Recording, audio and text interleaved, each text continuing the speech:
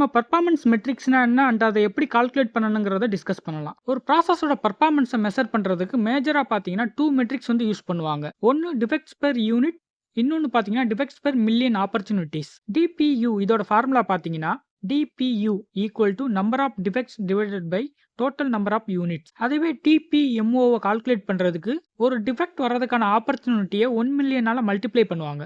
இப்போ ஒரு ப்ராசஸோட பர்ஃபார்மன்ஸ் வந்து எப்படி கால்குலேட் பண்ணணுங்கிறதுக்காக ஒரு எக்ஸாம்பிள் பார்த்துடலாம். இந்த எக்ஸாம்பிளில் குவாலிட்டி கண்ட்ரோல் டிபார்ட்மெண்ட் வந்து ஃபினிஷ்டு குட்டோட குவாலிட்டியை செக் பண்ணுறாங்கன்னு வச்சுக்கலாம். அப்படி செக் பண்ணும்போது ஒரு லாட்ல இருந்து 10 ஐட்டம்ஸ் வந்து சாம்பிளாக வந்து எடுக்கிறாங்க. இந்த ப்ராசஸை வந்து 1 மணி நேரத்துக்கு ஒரு டைம் பண்ணி 24 ஹவர்ஸ்க்கு வந்து டேட்டாவை வந்து கலெக்ட் பண்ணுறாங்க. இப்போ இந்த டேபிளை நீங்கள் பார்க்கும்போது ஒவ்வொரு டைம் சாம்பிள் எடுக்கும்போது ஒவ்வொரு மணி நேரத்துலையும் எவ்வளோ டிஃபெக்ட்ஸ் வந்துச்சுங்கிற குவாலிட்டி இதில் மென்ஷன் பண்ணியிருக்காங்க.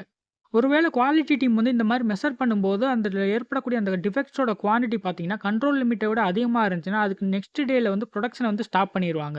இப்போ சாம்பிள்ல இருந்து கிடைச்ச ரிசல்ட்டை வந்து நம்ம அனலைஸ் பண்ணி அதை வந்து விளக்கமாக பார்க்கலாம். சாம்பிள் சைஸ் வந்து கான்ஸ்டன்ட்டாக இருக்கிறதுனால ப்ராசஸ் கேப்பபிலிட்டியை கால்குலேட் பண்ண டிபியூ இல்லைன்னா பிபார் மெத்தட் வந்து யூஸ் ஆகுது. இதில் டோட்டல் நம்பர் ஆஃப் டிஃபெக்ட் பார்த்தீங்கன்னா 34 இருக்குது அண்ட் சப்குரூப் பார்த்தீங்கன்னா 10 இருக்குது. இப்போ டோட்டல் நம்பர் ஆஃப் யூனிட்ஸ் வந்து நம்ம மெஷர் பண்ணுறதுக்கு சப்குரூப்போட சைஸை டோட்டல் நம்பர் ஆஃப் ஹவர்ஸ் கூட நம்ம மல்டிப்ளை பண்ணலாம். இப்போ 10 × 24 நமக்கு ஆன்சர் வந்து 240 கிடைக்கும். இப்போ இந்த டேட்டாலேருந்து நம்ம டிஃபெக்ட்ஸ் பெர் யூனிட்டை கால்குலேட் பண்ணால் 0.0124 கிடைக்கும். ஸோ டிஃபெக்ட்ஸ் பெர் மில்லியனை நம்ம கால்குலேட் பண்ணும்போது defects per million equal to defects per unit into 1 million.